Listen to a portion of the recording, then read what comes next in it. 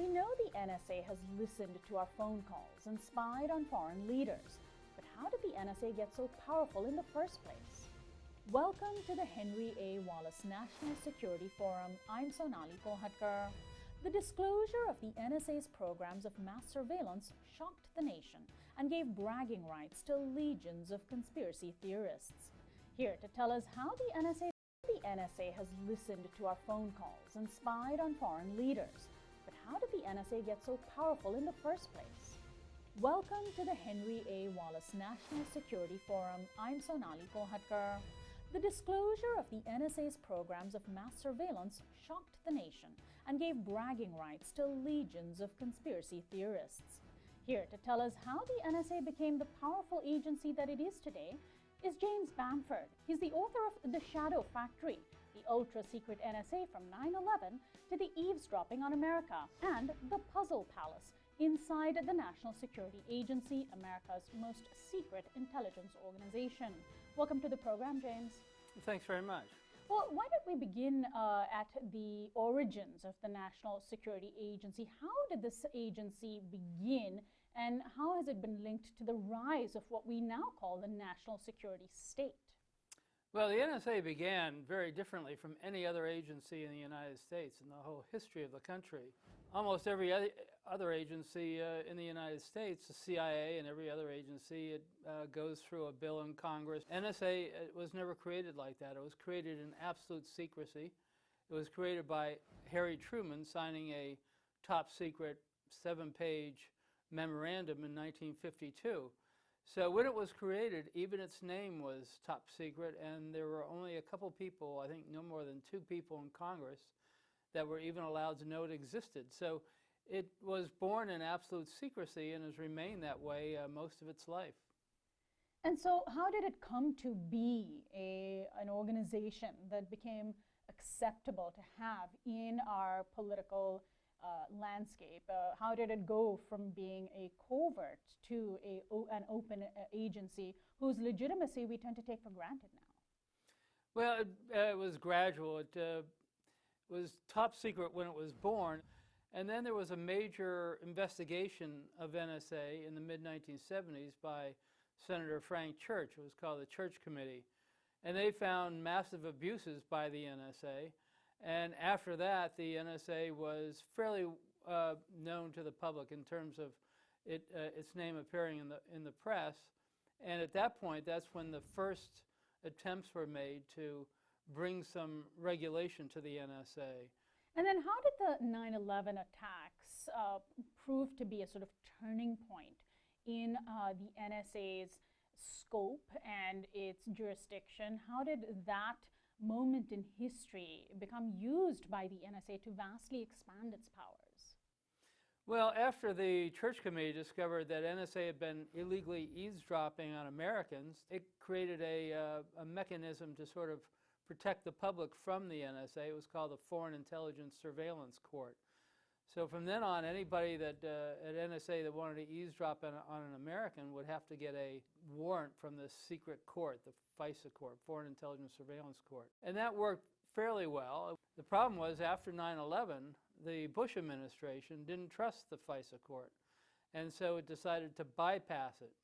And that's against the law. The Foreign Intelligence Surveillance Act says that anytime an American is targeted by NSA, they must go through the FISA court. So the Bush administration after 9/11 bypassed that law and began eavesdropping on a massive scale on Americans in the United States.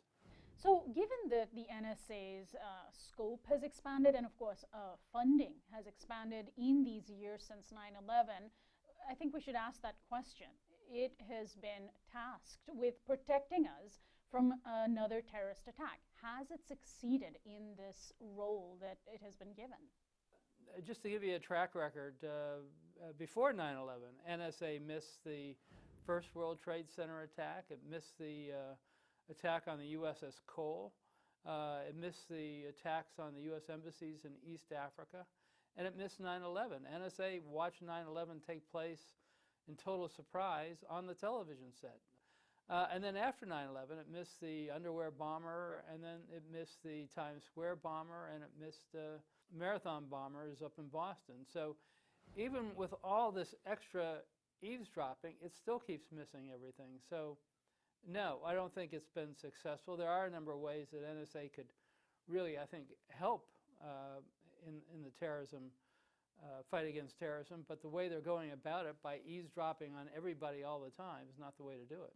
Now, the chilling effect that we have today with an organization like the NSA can be quite devastating. Tell us about the so-called national security letters. What are they? What does one do when one receives one? What can one do?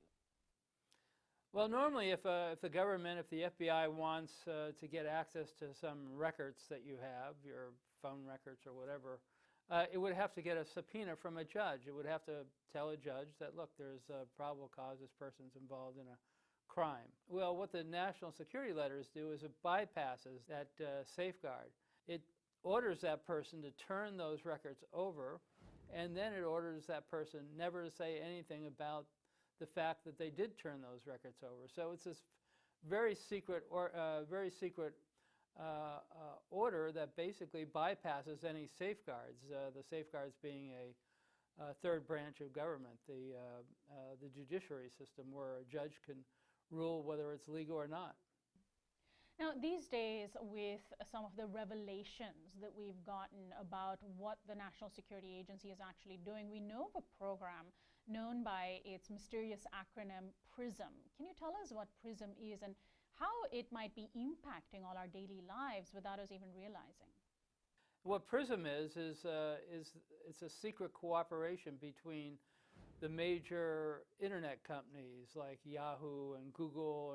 And what PRISM is the program that NSA will go into what's called the front door of, say, Google, and say, we want all these records on James Bamford, or we want all these records on this group of people, and they have to turn them over, and they have to keep it secret, the fact that they're turning them over.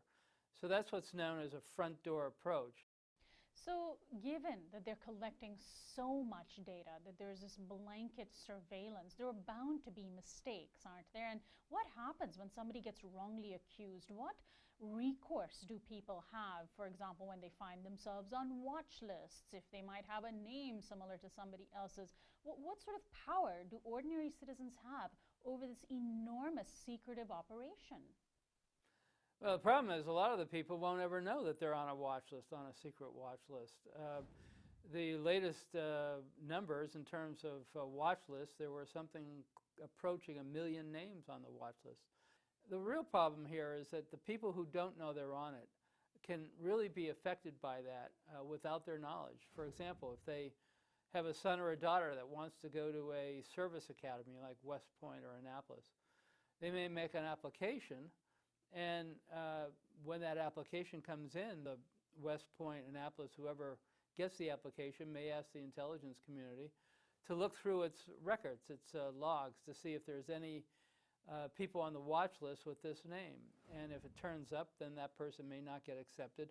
Same thing if you're applying for a small business administration loan. There's all kinds of ways that you can interact with the government, and the government can secretly find your name on a watch list that may have your name on there accidentally, and you may suffer because of it. What is the chilling impact, finally? What is the chilling impact that this program can have on journalism and also on political activism, and perhaps already has had? Well, I think the worst political impact is the fact that there's so much invasiveness that the agency can do. In other words, if you're trying to contact a source, or a source is trying to contact you to report illegality or something that's really wrong with the government, something that needs to be reported, they'd be inhibited from that because they know that the NSA has this blanket surveillance, and no matter how they try to get in touch with you through an email or through a phone call, that because of this all-encompassing surveillance, they'll be discovered. So for a journalist, it really hurts in trying to expose wrongdoing in the government because people are inhibited. James Bamford, thank you so much for joining us. Yeah, my pleasure. How many countries has the U.S. invaded? On the next episode of the Henry A. Wallace National Security Forum, award-winning journalist Stephen Kinzer takes us through the history of U.S. interventions. We think that we are really helping other countries by crashing into their affairs and trying to set them, as we would say, right. It's not up to the United States to sit in front of a map of the world and decide which countries are going right and which countries are going wrong and deserve American intervention.